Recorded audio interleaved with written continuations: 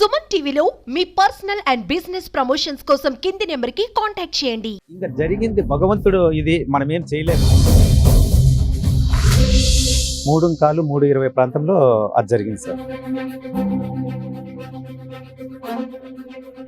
జరిగిపోయినాక ఎన్ని చెప్పినా మనము ఊరికే వేస్ట్. వాళ్ళంతా మిడ్ నైట్లో రావడము అదైతే సమంజసం అయితే కాదు సార్.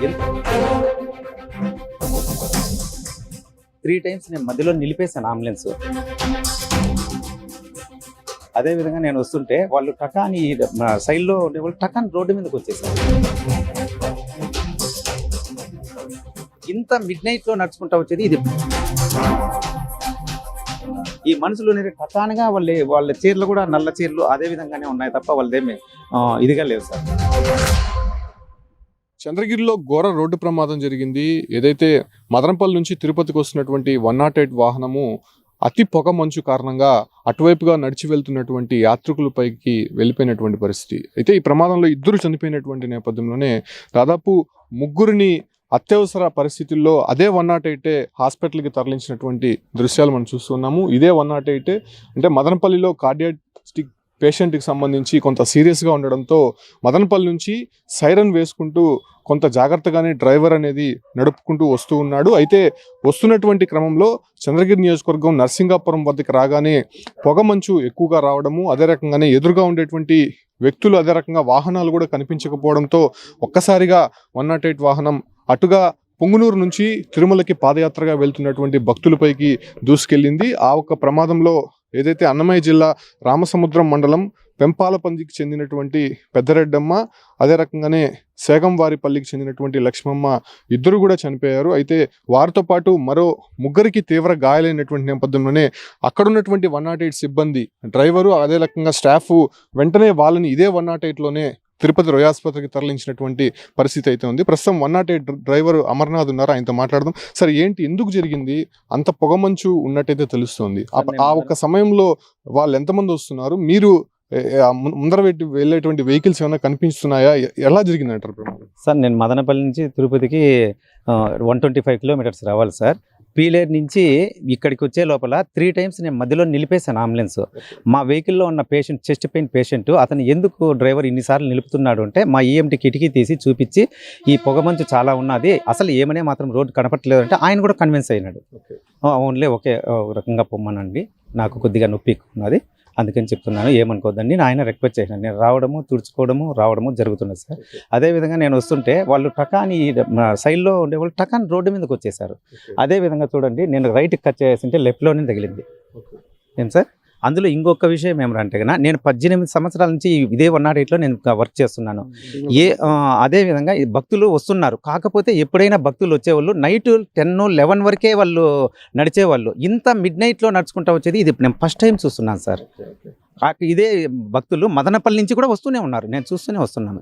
నేను కేర్గానే నేను చేసుకుంటూనే వస్తున్నాను. ప్రమాదానికి ఒకటే కారణము, సాధారణంగా భక్తులు ఉదయం నుంచి సాయంత్రం రాత్రి దాకా కూడా నడుచుకుంటూ వస్తూ ఉంటారు. అయితే రాత్రి సమయంలో ఖచ్చితంగా సేద తీరుతూ ఉంటారు. కానీ ఇక్కడ వీళ్ళు చేసినటువంటి తప్పు ఏంటంటే అర్ధరాత్రి సమయంలో కూడా అది కూడా అంత మంచు సమయంలో కూడా వాళ్ళు నడుచుకుంటూ రావడము, ఎదురుగా అదే రకంగానే ఆ ప్రాంతంలో వస్తున్నటువంటి వాహనాలకి ఖచ్చితంగా అక్కడ వెళ్ళేటువంటి భక్తులు మాత్రం కనిపించుకున్నటువంటి పరిస్థితి అయితే కనిపిస్తుంది. అదే రకంగానే ప్రమాదం జరిగినట్టయితే అక్కడ స్పష్టంగా అర్థమవుతోంది. అయితే ఎన్ని గంటలకు బయలుదేరారండి అక్కడ నుంచి? నేను మదనపల్లిలో వచ్చి 11:50కి బయలుదేరాను సార్.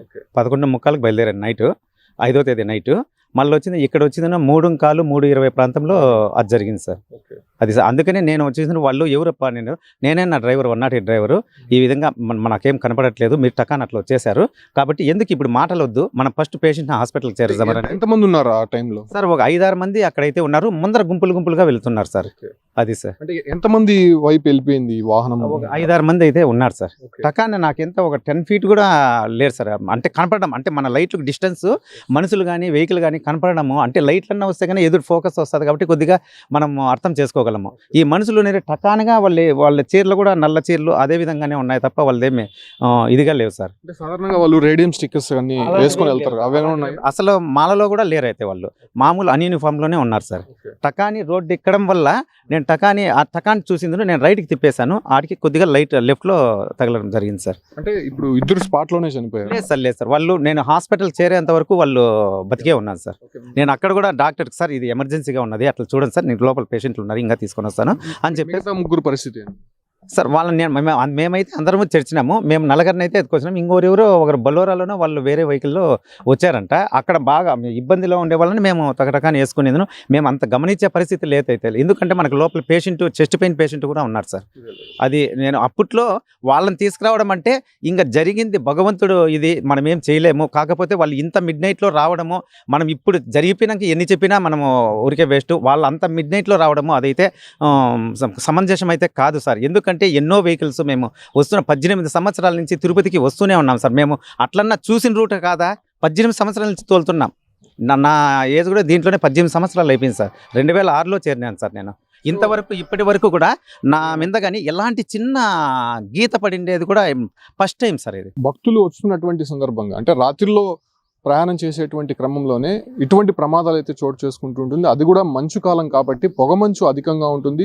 రోడ్లపై వెళ్ళే వారికి ఖచ్చితంగా ఒక రేడియం స్టిక్కర్స్ అన్న వెనకాల వేసుకోవాల్సి ఉంటుంది, లేకపోతే ఖచ్చితంగా రాత్రి సమయంలో అనేది పక్కన అయితే సేదతీరాల్సినటువంటి అవసరం ఉంది. ఒకవేళ అదే సమయంలో నడిచి వెళ్తున్నటువంటి క్రమంలో ఇటువంటి ప్రమాదాలు చోటు చేసుకునేటువంటి అవకాశం ఉంటుంది. ఎందుకంటే 108 కావడంతోనే అక్కడ లోపల ఉన్నటువంటి పేషెంట్ని కాపాడాలనేటువంటి ఒక ఆలోచనతోనే డ్రైవర్ కూడా కొంత వేగంగానే వస్తూ ఉంటారు. ఆ క్రమంలోనే ముందర సైరన్ వేసుకుంటూ అదే రకంగానే లైట్స్ కూడా పెద్ద ఎత్తున వేసుకుంటూ వస్తూ ఉన్నాడు. సో వాళ్ళు ఆల్ ఆఫ్ సడన్గా రోడ్డు పైనకి రావడము, ఒక్కసారిగా ఈ ఒక 108ని అదుపు తప్పి వాళ్ళని ఢీకొనడంతో ఇద్దరు చనిపోయినటువంటి పరిస్థితి. ప్రస్తుతం మరో ముగ్గురికి తీవ్రమైనటువంటి గాయాలవడంతో రోయా ఆసుపత్రిలో చికిత్స పొందుతున్నారు. ప్రస్తుతం 108 వాహనం మనం ఒకసారి గమనించవచ్చు, రైట్ సైడే ఎక్కువ కూడా తగిలినటువంటి పరిస్థితి. అంటే ఈ లోపల ఉన్నటువంటి పేషెంట్ని కాపాడేటువంటి క్రమంలో వస్తున్నటువంటి 108 వాహనము ఏదైతే లెఫ్ట్ సైడ్ వెళ్తున్నటువంటి భక్తులు ఒకసారిగా రోడ్డుపైకి రావడంతోనే ఈ 108 వాహనం వాళ్ళని ఢీకొంది. ఈ ప్రమాదంలో